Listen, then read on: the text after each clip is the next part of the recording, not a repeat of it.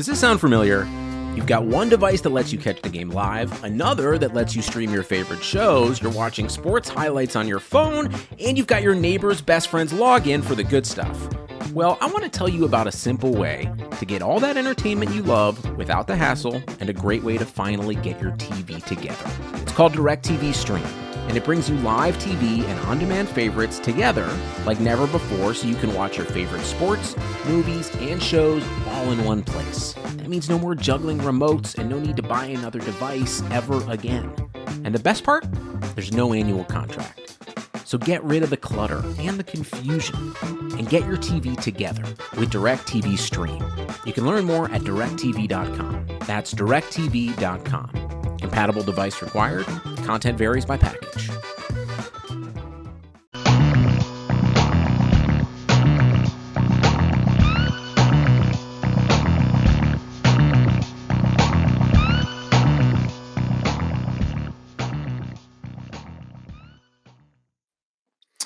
All right. Hello. Welcome to the Fantasy Football Report Live. We are here with Dave Cabin, the senior fantasy analyst at RotoViz. He's also the co-host of the flagship podcast with Curtis Patrick. I'm Blair Andrews, as always. Hassan Rahim. How's it going, Dave? Doing well. You know, always great to get that first action in on a nice Sunday, but it's even more important for me to come and talk to you two fantastic folks here on a Sunday night. I look forward to it every year, so I'm just glad that we got things kicked off. I already had some great action to recap and some interesting storylines too that I think we'll get to here. Absolutely, yeah. It's kind of a week one tradition, I think, to have you on to go through this news. So even better to do it live. Absolutely. Third year in a row, folks. There you go. So, yeah, I mean, the only big injury news that I think we really want to talk about probably is Ryan Fitzpatrick, who left the game with a hip injury. Do you feel confident in this Washington offense with Taylor Heineke? I mean, from what I think you could glean today, I thought it was operating perfectly fine. Fitzpatrick, there's going to be up and downs, right? I think, what was it, Heineke went 11-15. I honestly didn't see too much of this, but from what the box score is telling me and the clips that came through in red zone, I think it seems okay. Terry McLaurin had that ridiculous catch type of things. I think he's going to still continue to do. I think when Curtis Samuel gets back, that's going to help everybody out. Logan Thomas, should be fine. Had a touchdown early on in the game, I believe. I think that it would be easy to overreact to this, but, in my opinion, I'm not letting this change my opinion of the team too much. Yeah, the offense is pretty good. It's also kind of a thin target distribution, like right at the top there. You got Terry McLaurin, like you were saying. Antonio Gibson saw 5 targets today, which is a really, really cool, really interesting look for his outlook. Logan Thomas got a handful as well. I'm actually kind of surprised to see Diami got 4 targets, which is pretty impressive. Adam Humphrey only saw 2, and he caught both of those. I think Taylor Heineke or however you want to pronounce it can actually play. So we shouldn't be too surprised about this. I think he's a pretty good backup quarterback as far as backup quarterbacks go. I'm with you, Dave. I'm not really dinging this offense all that much. But on the other side of the ball, though, with the Chargers, so Justin Jackson might not be it, guys. It looks like it might be Larry Roundtree season. What are your thoughts on that? Yeah, this is one I probably have to admit I did not see coming. We got to make the caveat that it is week one, but it still was pretty surprising to see that. Blair, I'm just going to kick this one back to you because I don't know if I really have much more to say than that, but perhaps you're the man with the plan on this one. I don't have an opinion on Chargers running backs who aren't Austin Eckler, really. Right. This whole game was kind of weird because you have Heineke come into the game. Washington they end up losing the game, but they still only let Heineke attempt 15 passes. So, pretty slow-paced game for Washington. Yeah, a little bit weird. I don't know if that's because they don't fully trust Heineke to really throw the ball. But yeah, it was encouraging, I guess, to see Dyami Brown have as many targets as McLaurin, even if he couldn't really do anything with them. I know I'm a big fan of Dyami Brown. Is his performance today enough to get me a little bit worried? I don't think the performance today should get you worried, given the fact that first game in the NFL, there was the change at quarterback, which creates kind of an odd situation. And I think that you could also kind of spin this as, the fact that he actually got involved, granted 1 reception for -2 yards, as a pro, just because he's already finding his way in getting used. Of course, that's probably the weakest argument one could come up with. But, my point is being, to me, that is not the type of thing that gets you to panic. If this was a player that was drafted in the first round, and, we saw this type of line a la Jamar Chase, then I might start to worry. But, I think in this case, it's no need to panic. We got some good comments going here in the chat. Resif says that we probably don't expect the Chargers' RB passing usage to be sticky. Roundtree is interesting. Yeah, I actually do agree here, if only because I don't think any of their running backs saw a target today, and that includes Austin Eckler, right? I mean, it's only week 1, so it's hard to overreact. You really don't want to lose sight of our priors here, but 13 targets for Keenan Allen and 12 from Mike Williams is just ridiculous, man.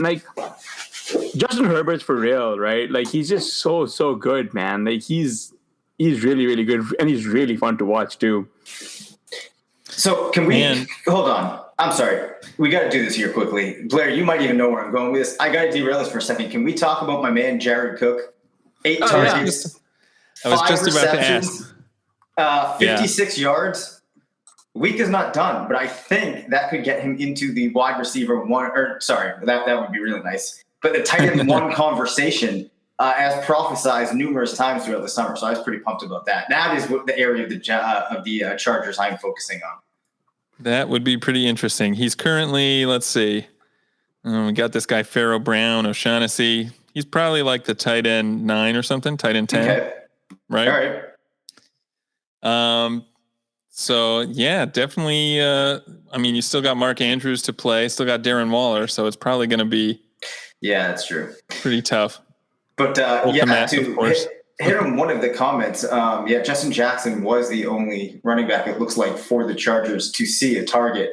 Yeah. It's interesting, of course, because we only have this one game now with the new coaching staff, but I would have to imagine that we start to see those type of numbers go up. I mean, wouldn't you guys figure?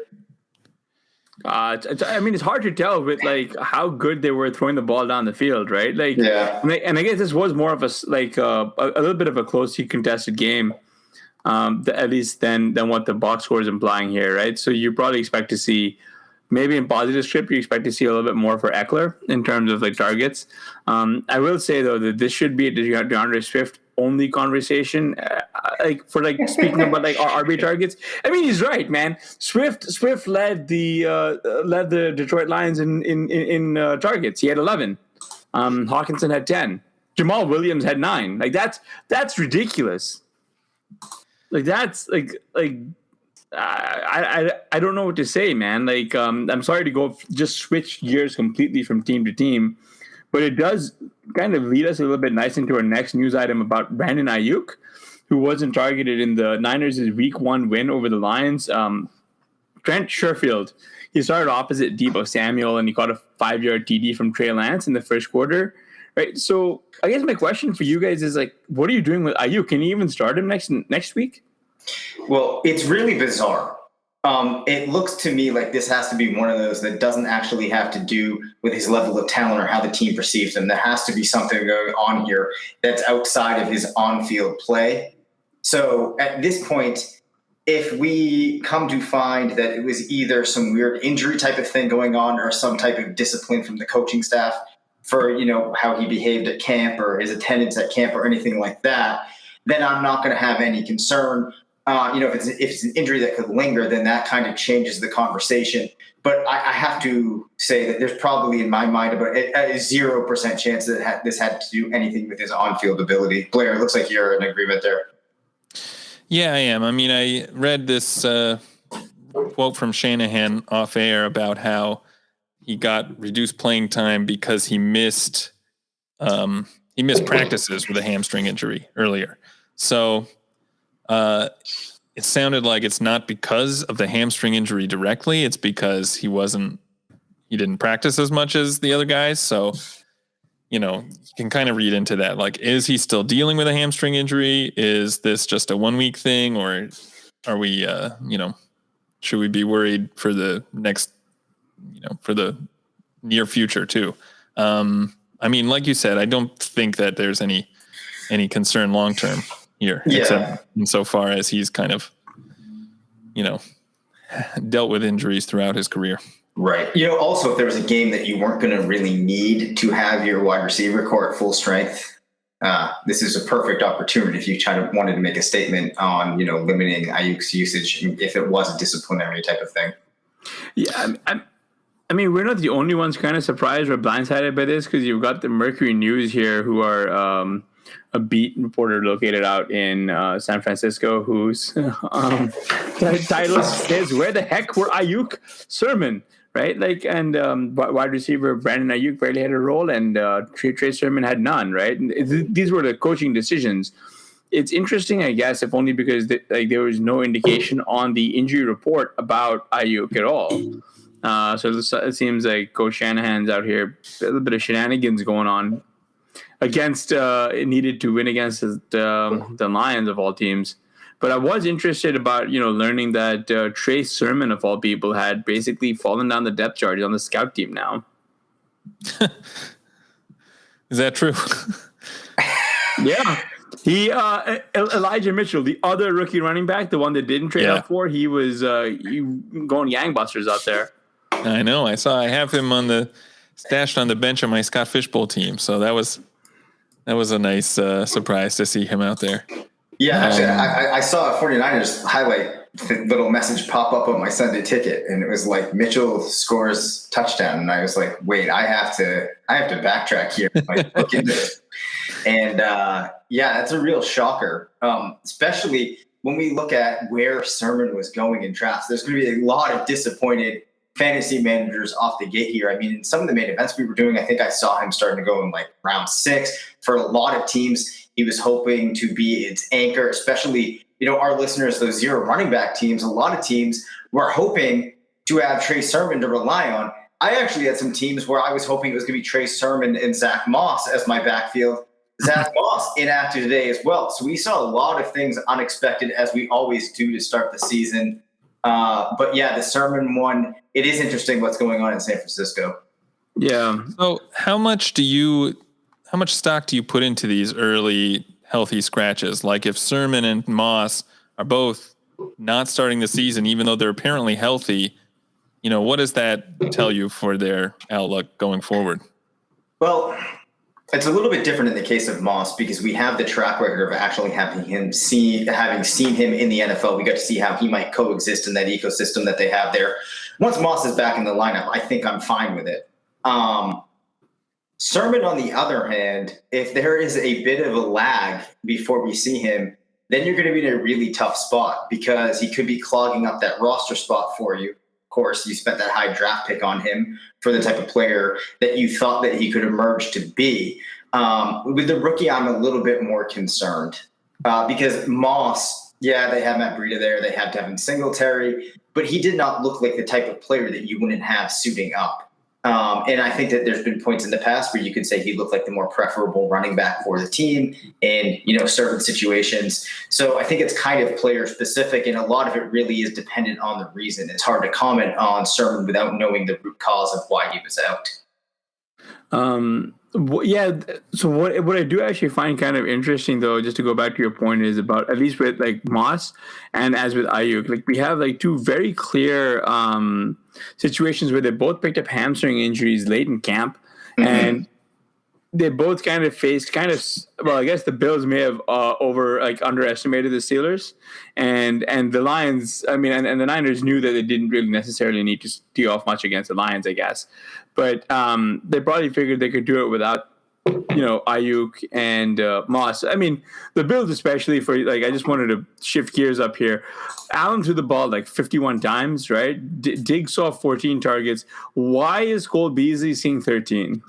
Because Cole Beasley is the type of player that teams just love to use in situations where it's easy to get him targets. I mean, I think that's really what it comes down to. I take your point, but sometimes we just see teams continue to use the scheme that's been there. I guess things worked out pretty well for the Bills in the past. Why try to fix what isn't broken? I guess.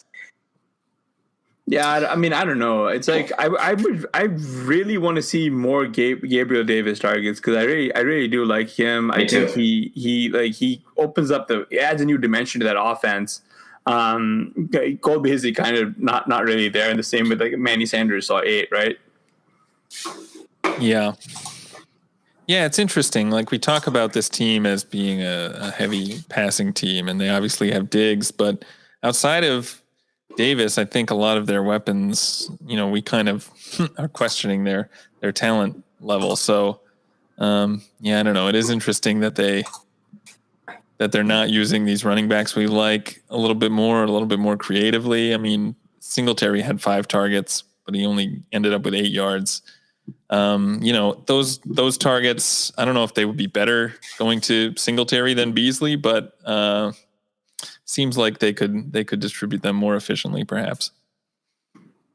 I guess one thing to just loop up, or at least loop back to the original Sherman conversation, is a little bit about Raheem Mostert. He exited week 1. I forgot that this happened, that he left with a week 1 knee injury. I guess the canary in the coal mine here, guys, would be if Sherman's active next week, right? Yeah, that would be something. I mean, it seems like Shanahan is the sort of coach who just kind of uses the hot hand at running back. So as long as Elijah Mitchell is, breaking off long runs and racking up 100 yards, he might be the guy. It's hard to tell. We've seen him use Jeff Wilson with a lot of success and guys like this. Jermichael Hasty scored a touchdown today. So it's I don't feel confident starting Sermon even if he is healthy necessarily, So I guess a question off of that is, if you're looking to go for a 49ers running back on the waiver wire, you're in a league where Mitchell, Jermichael Hasty are available. Should you be aggressively going after them? Do we think that we're at a point where that already starts to make some sense? Or, if we're looking at this from a free agent auction bidding perspective, is it prudent right now to not go after them and save it for a more clear situation, given that it was unclear what this backfield was going to look like to begin with, and now there's already 2 guys coming off the waiver wire that look like options after just 1 game? What do you think? I think you definitely have to go after at least Mitchell. He looked really good. He carried the ball, I want to say, almost 20 times. And he was, he wasn't one of our favorite prospects, but he had an interesting profile, a guy with some athleticism. So yeah, he's somebody who I think is interesting anyway. It's hard to say how much I would spend on him, but I would expect that some team is going to bid at least 10 or 15%, maybe more. Yeah, that feels about right. And I think that you're right. I mean, 19 rushes today. If you're just looking at the fact that the team was willing to give him that many in this first situation where they needed to call someone up, I think that really points out the fact that he is the guy you should be going after. Hey guys, looking for a betting advantage this football season? You need to download BetQL, the only app you'll need to compare betting odds and make smart bets. Their best bet computer model scans over 350,000 unique bets per year to give you a best bet recommendation for every game across all major sports and gives you the reasoning behind why you should place the bet. Their model covers everything from spreads, over-unders, and player prop bets. Don't want to use this model and prefer to do the research yourself? Well, BetQL has all the necessary tools for your betting research needs. Tools like line movement and sharp data on who the pros are backing, team summaries highlighting previous success against the spread and over-under, team lineup breaking news and injury status updates, and leaderboards to track how you stack up against others and to view your winning streaks. Better data, better bets. Head to the App Store or Google Play Store now to download BetQL. You can also head to try.betql.co/bluewire to get started now. Enter the discount code BLUEWIRE at payment checkout for 25% off any of their subscription offerings. Make sure to check out their offers page to find a special offer to receive a full free year of BetQL. Don't miss out on the chance to gain your betting advantage during this football season. Does this sound familiar? You've got one device that lets you catch the game live, another that lets you stream your favorite shows, you're watching sports highlights on your phone, and you've got your neighbor's best friend's login for the good stuff. Well, I want to tell you about a simple way to get all that entertainment you love without the hassle and a great way to finally get your TV together. It's called DirecTV Stream, and it brings you live TV and on-demand favorites together like never before so you can watch your favorite sports, movies, and shows all in one place. That means no more juggling remotes and no need to buy another device ever again. And the best part? There's no annual contract. So get rid of the clutter and the confusion and get your TV together with DirecTV Stream. You can learn more at directtv.com. That's directtv.com. Compatible device required. Content varies by package. Slow is just right if you're on vacation, a sloth, or describing QuickBooks. More like slow books. It sucks you in and slows you down with manual processes, integration difficulties, and glitchy delays that leave you scrambling for the numbers you need. Now is the time to make the switch to NetSuite by Oracle, the #1 financial system, because NetSuite gives you visibility and control of your financials, inventory, HR, e-commerce, and more. It's everything you need to grow, all in one place. With NetSuite, you can automate your processes and close your books in no time, no matter how big your business grows. Failing to switch to NetSuite will leave you stuck trying to make sense of your books while your competitors sprint ahead. 93% of surveyed businesses increased visibility and control since switching to NetSuite. And right now, special financing is back.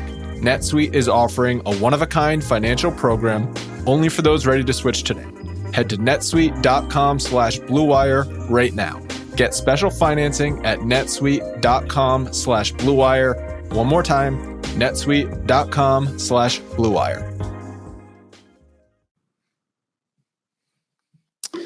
Yeah, speaking of really good rookies that we like, I want to shift gears a little bit to one of our favorite rookie wide receivers, Jamar Chase, who ended up with a 100-yard game and a touchdown.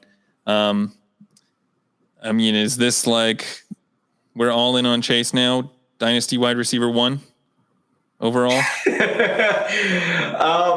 I think that you could make a case, for a couple other receivers, but this was awesome from Chase to be able to see him already filling that role of what we thought he could be. I thought it was huge that he gets that touchdown in the first game, just for what that does to people's confidence in him as fantasy managers. But one of the things that we talked about, Blair, when we were thinking about setting our lineups this week, was it did seem extremely likely that Chase was going to become a part of this game plan. That came to manifest. People were worried about his performance in the preseason. He should have quelled those questions. We saw him looking good. Obviously, it helps he's played with Joe Burrow. The announcers are going to talk about that when he hits him on that pass down the field. But I thought that the whole offense looked good. That game they gave Minnesota was encouraging. So there's just so many more reasons to still feel great about Jamar Chase, especially now that he's confirmed our priors of him already being a very competent wide receiver in the NFL. You could push back and say, well, yeah, it was just one game, but there's enough of a body of evidence prior to and now just confirmed in this game that I feel really good. Yeah, that's a very good point that you made there, Dave. And I wanted to mention, for those of you who are listening to this, Resef mentions that Mixon getting 29 runs is a bit scary for Chase Higgins' boy dreams. It definitely is, because it will definitely keep them from getting there. But also very scary is the fact that Higgins had to be carted off the field for a little bit. Seems like it was an IV issue. He needed to get intravenous fluids, I guess. Someone confirm that? Yeah, I didn't see that. I don't know exactly what was going on with that, but yeah, he was carted off for a brief moment to receive an IV, and he returned shortly after. But he was kind of like on the sidelines for the rest, for most of it. It was dehydration. Yeah. And that was, I mean, when I saw him being carted off, and everyone saw him being carted off, like, I was really concerned, if only because he's someone who, we're all really heavily invested in, and we want to see him smash. But sort of as Rasif mentioned earlier, this mix in usage, not great. Not great for this passing offense. Yeah, go ahead, Blair. I'm sorry. No, I was just going to say that's a legitimate question, and I mean, part of it I think has to do with the fact that Minnesota didn't come out looking great to start the game. Burrow only ended up throwing 27 passes. It might be somewhat script related, but I mean, still, you didn't see Boyd have a great game. Higgins had to be out of the game for Chase to really explode. Maybe. I don't want to say that's definitely the case, but certainly a concern. So, what are you thinking, Dave? Yeah, well, I was just going to say, I mean, it is surprising that you're looking at these three wide receivers, and between them, you have under 20 targets. That is not something I would have expected. So 7 for Chase, 5 for Higgins. Of course, maybe if Higgins had been available for more of the game, his numbers would have gone up. And then just 4 for Tyler Boyd. The encouraging thing, though, is they all were able to do something with those targets. Chase obviously had the 50-yard touchdown. Higgins caught a pass that went for 28 yards. Boyd caught an 18-yarder. Would have liked to have seen maybe another touchdown. Well, actually, sorry, I take that back, because you had both Chase and Higgins scoring a touchdown. So this is one of those games where, though there might not have been as many fireworks as you could have hoped for, I don't think that it's going to be representative of the entire season. It was cool to see Burrow be able to distribute it around and not just rely entirely on one of them. Final thoughts on them are, if you were excited about Cincinnati, I don't think that there's any reason you need to get off of that. You can be concerned, obviously, though, about the Higgins injury potential. Yeah, I think one of the other things that I found kind of fascinating from this game is, we all saw Jamar Chase struggled quite a bit in the preseason with drops. Do either of you guys want to talk about drops just being a predictor of usage and nothing else, or you guys want me to take the floor there? I'll go for it. I want to hear this. Let's hear it, because I went through this last night. I had to have a long conversation with my brother, who was complaining about some wide receiver he has that he doesn't like. Oh, he's talking about CeeDee Lamb and the drops. And then I went down this rabbit hole already. So let's hear it. Yeah, so this goes back to one of my favorite old articles on RotoViz is Will Fuller drops the ball and I don't care, and where Charles Steinhaxel really digs into drops not mattering, right? Like one of the things about drops is every time a wide receiver will drop a ball, for the most part, it's just an indicator of usage. You want to see star wide receivers be targeted. Whether they cash in the ball or not is kind of irrelevant, because I guess some of it comes down to how you're charting those drops and what constitutes a drop. There's no one scientific definition for what constitutes a drop, right? If a wide receiver is able to make a really difficult move on a football and get their hands to it, and then the ball clangs off their hands, that's charted as a drop. Whereas a lesser wide receiver wouldn't necessarily be in the position to even make that play. So, you've got these ultra talented guys who also tend to have a lot of drops, if only because they're very talented and they're able to get their body to the ball in situations where most of the other guys who are not as talented as them would not be able to do so.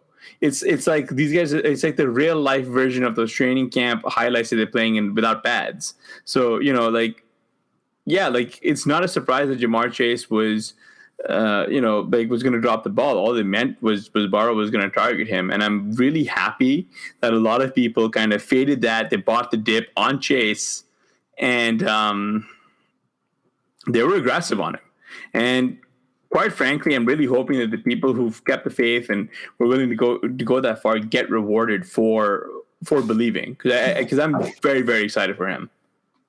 Yeah, for sure. The other point there too, and you talked about like being able to get themselves in the position to make the play, but it also goes back to the concept of you're putting yourself in situations either where you can get a target to drop the ball, or the quarterback has enough confidence in you that they're going to throw it to you in situations where it seems like a catch isn't likely, but or maybe not where it's not likely, but they'll throw it to you in difficult situations in comparison to other players that they have. So, I think a great example of this was Julian Edelman around New England is viewed as a player that had a lot of drops, but it's like, yeah, because Brady trusted him more than any other wide receiver the team had at the time. So he was always using him kind of as a security blanket, or when something wasn't there, we're just trying to find Edelman. So it all ties back to the drops generally being a byproduct of just high volume and talent, actually, which is counterintuitive. Yeah, I haven't looked into this specifically, but I feel like I remember reading something about drop rate, right? The number of drops per target, and how that is not a predictive stat at all. I don't know if you've dug into that at all, Dave, but you have so few drops anyway that it would be hard to see it being predictive. Right. Well, this was one of the other things I was talking about one time with somebody. I was like, all right, well, if you look at a receiver that has 100 targets, even if they drop the ball like 10 times like 10 times somebody threw the number, I'm like, does that really change, especially from a fantasy perspective? That shouldn't really change the way that you view a player at all. And then even from like the real life perspective, it doesn't really seem like drops tend to get players benched the way that people might think. I haven't looked at this recently, but that was one of the takeaways from looking at these numbers a while back, was if you looked at stretches of a season where a player had high drop numbers, did their targets start to go down? And, that didn't really tend to be the case. Yeah, and just wanted to flip over to the Minnesota side of the ball for a little bit. So KJ Osborne saw 9 targets. So what are you guys doing with him on waivers? Is he like a priority target for you guys? Like, what's going on here? Yeah, I probably am not going to go after him, but I mean, part of that is because I don't need wide receivers on almost any of my teams. So, I mean, if you're really wide receiver needy, I don't really think this is a trend. If I had to guess, I would expect his targets to come down.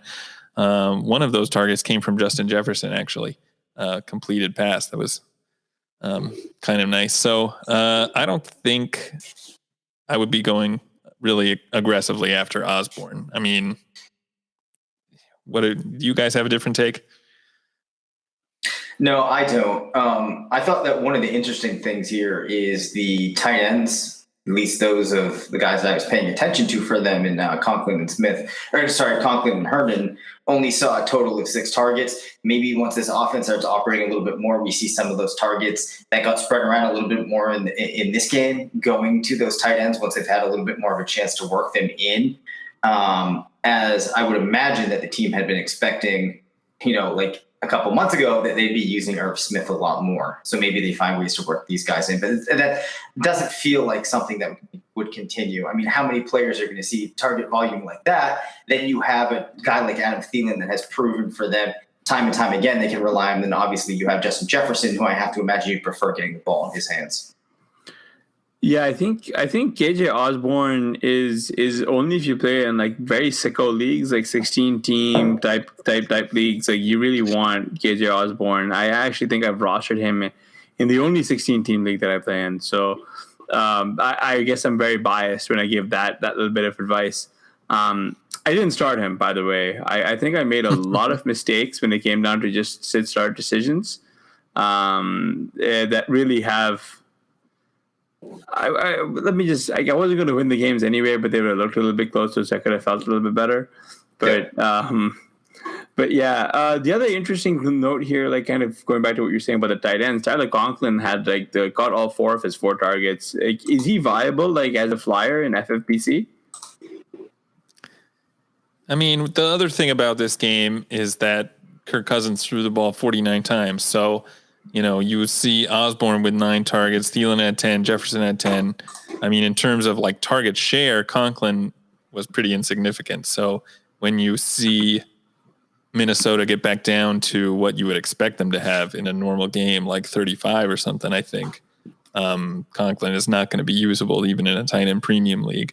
But I mean, yeah, the question is whether these shares hold up or whether someone like Osborne just sees all of his targets fall off in a game that Minnesota doesn't have to throw as much in. I think that's there are a lot of ways you can see that playing out. So if, Conklin might catch a touchdown every now and then, but when are you going to feel confident starting him, I guess is the question. Yeah, it kind of feels like a play that you would make only if you're kind of in dire straits at the position, just because there's probably other gaps or holes in your roster that other players made their presence felt today that you considered using those spots on.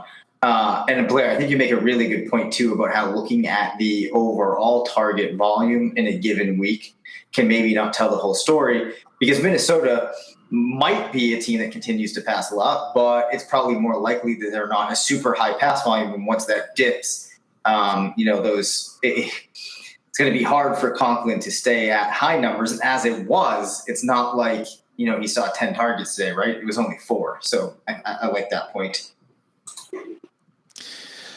Yeah.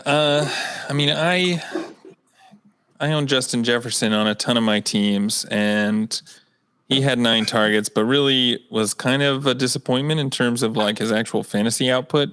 I guess, how worried are you that if you're a Jefferson owner that these other guys are being worked in like at all? If you see Minnesota's target volume drop, are you worried that that Jefferson is down in like the 6 to 7 target range?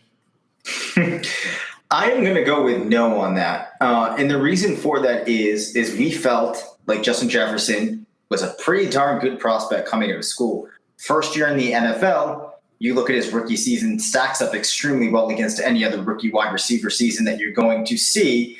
And that season did not come purely out of the context of the offense that he was in. I think he showed that he really is a very tremendous wide receiver in the league. So if you're still of the belief, which I'd imagine most of us at RotoViz are, that he is a great receiver, you really shouldn't let that change your opinion for 2 reasons. One, if he is that good, Minnesota is likely to know it, given what they saw last year. So they would be they'd have that incentive to keep the ball in his hands. The other reason is if he is as good as we think he is, he probably could get by even with a dip in volume. Now, maybe he's not going to finish as the wide receiver 1 with that, but I don't think that it would be impactful enough that you'd have to start to really change your view on him being in that wide receiver 1, wide receiver 2 conversation, probably leaning still more towards that wide receiver 1. The other thing is, too, it's not like we're going to see Adam Thielen score all the touchdowns every game. Terrific game for Thielen today, but that's going to wax and wane back between him and Jefferson. It's not going to be Thielen every game. Yeah, tough start for those of us who have faded Adam Thielen everywhere. who faded. Andrew makes a good point. This is the same team that tried to do picks. Okay, that is a good point. Yeah, that is a good point. It's been a bit of a tough start because I think I have very, very little Mixon, very little Thielen, probably no Thielen actually. Just very little of a lot of these guys who are had a really good week 1, and it's a little concerning. I was going to say the one guy who I do have a lot. Yeah, that's right. David Montgomery just scored a touchdown on Monday on Sunday Night Football, and Perfect. That is another guy. I think I have like 0% of him across like all my best ball teams, and that's a lot of best ball teams, guys. So one come on, guy. what are you doing? You got to make sure you get a little David Montgomery in the mix. No, sometimes you just go like full fade. Like 200 teams. I'm not drafting this guy in any way. Oh my gosh. I think I just like did that this year. Like I was like just full fading a whole bunch of guys. But the one guy I didn't full fade at all was Jonathan Taylor, and this guy, he carried the ball 17 times, put up 56 yards. But him and Naheem Hines, so he got like 6 of his 7 targets for 60 yards, and then Naheem Hines got 6 of his 8 targets for 48 yards. Man, these guys like so what's going on with the Colts? Like they out targeted, like their running backs out targeted their wide receivers. Not a recipe for success. Yeah, but I mean, if you look at their wide receiver group, it's also not at all a surprise, right? Well, no, yeah, it isn't. You know, and Blair, this was when we were drafting, we were talking about like the odd ways in which this team made some decisions last year. This really isn't too surprising that they're continuing to do it. But I guess we do have to open up the conversation, which is something I never thought I would have been saying 2 years ago. But do the Colts have the best duo of pass-catching backs in the league? Yeah. I mean, probably not. It's probably just based upon the way that they're choosing to use them. But to take this back to something that is fantasy relevant, I actually have a dynasty team where I have had to use Taylor and Hines together to fill my running back spots. That happened purely coincidentally. But in a redraft league this season, do you actually think it's viable that we get enough production out of both of these guys on a weekly basis, given that high target volume, that we can start both of them? I think that on a redraft team, you definitely could. I mean, we've seen they were the most targeted players on the team today. They might be in the future. I think, it's a different thing if you're talking about maybe trying to play them both in a DFS lineup. But if your running backs are bad enough that you need to start Hines, then I think you can feel confident starting him and Taylor. Yeah, I actually do too. I think that with the way that we've seen him put together solid performances last year and what it looks like the team is going to have to do with the way they deploy these backs this year, Hines is actually in that flex conversation for a zero running back team like most of our listeners would have. He actually is probably a decent option in your RB2 spot.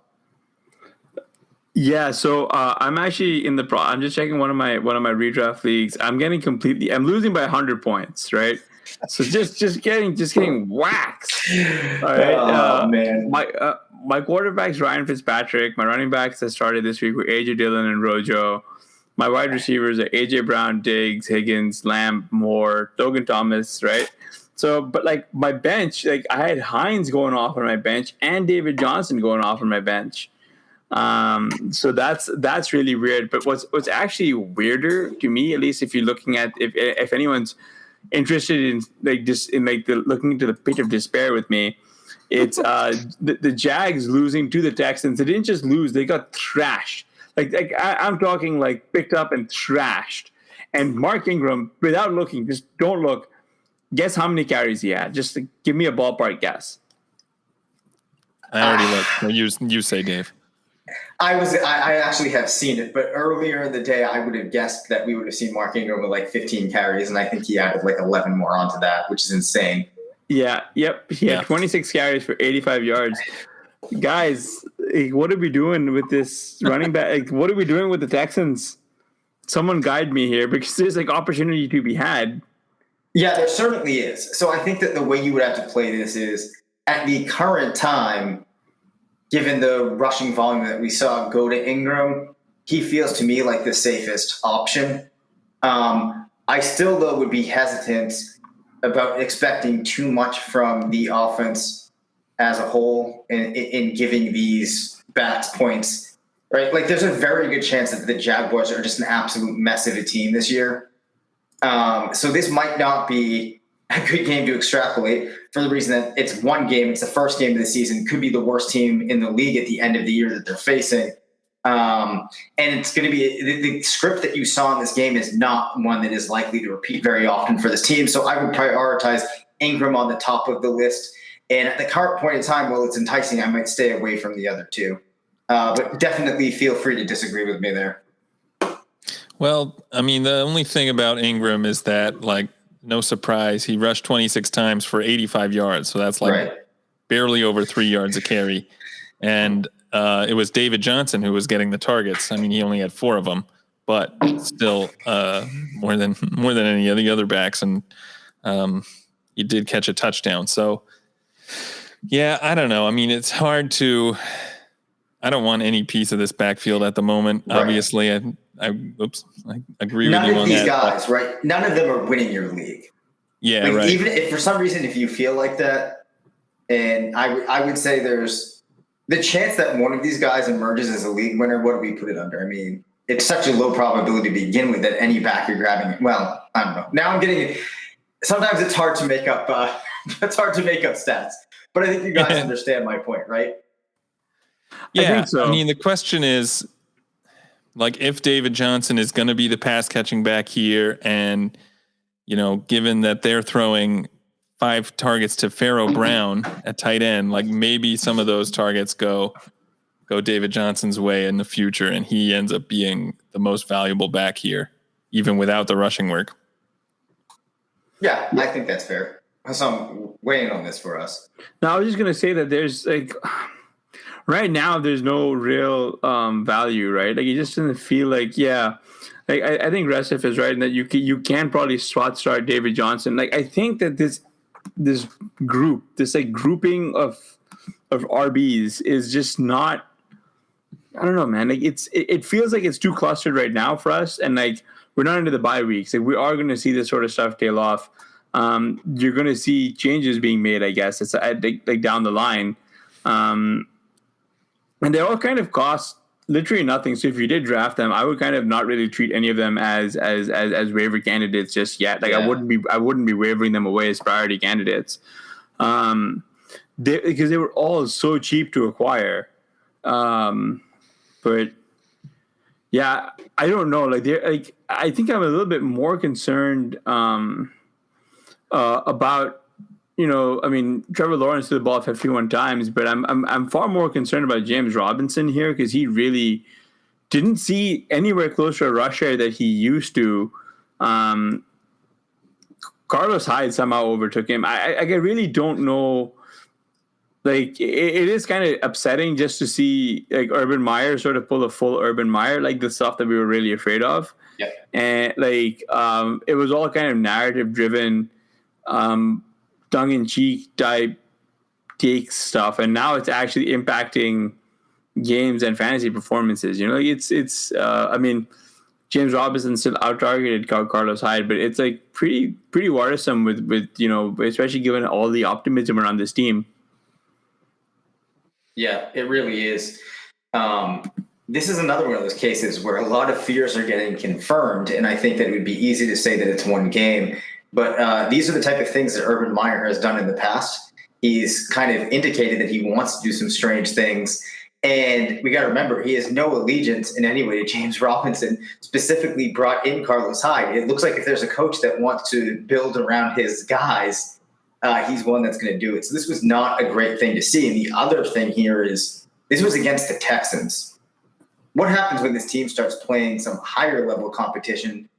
They really can't rush that much. We could be looking at a situation where it's hard for James Robinson to get to 10, 12 rushes a game, which is definitely not going to cut it.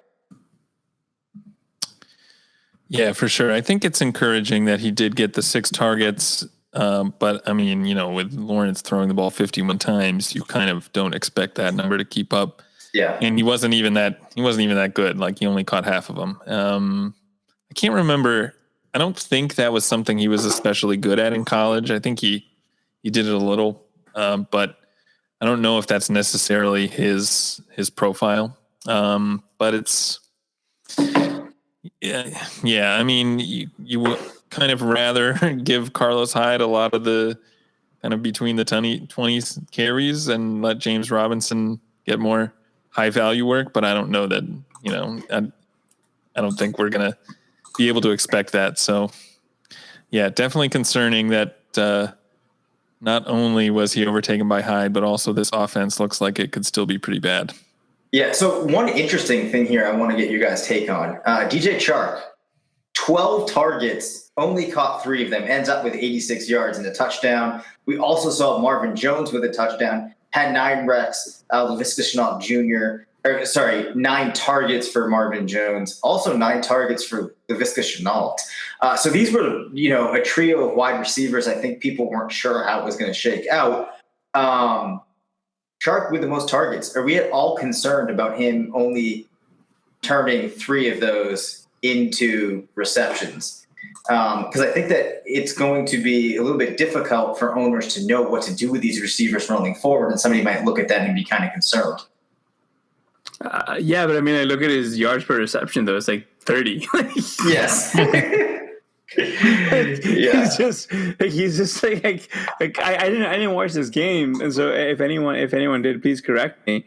But it's just like all these like very long, deep targets that he was getting. At some point, he's gonna convert these, and he's gonna if he's gonna keep having these types of that's the role they're going to use him in. If he catches 50%, 60%, he's going to put up like a Deebo Samuel-esque 6 targets, 195 yards or whatever, and a score, right? And then that's this is a week winner. The biggest issue really with Chark was how much disrespect he got towards the end of it. So I think the concern is trying to overcome teams who have Chark as a wide receiver 6 or something in best ball leagues, especially because you get those first few layers of wide receivers completely gone. Then it's a race to DJ Chark, and then it's a huge fall from there. Can you tell I miss drafting season yet? I'm just still talking about the good days. Yeah, I mean, I actually think though the thing that people should be focusing on here, like you said, is the actual amount of yardage he was able to convert on those 3 receptions, and then the 12 targets, leading the team in targets there by a decent margin. So I actually personally feel better about him. I'm not sure if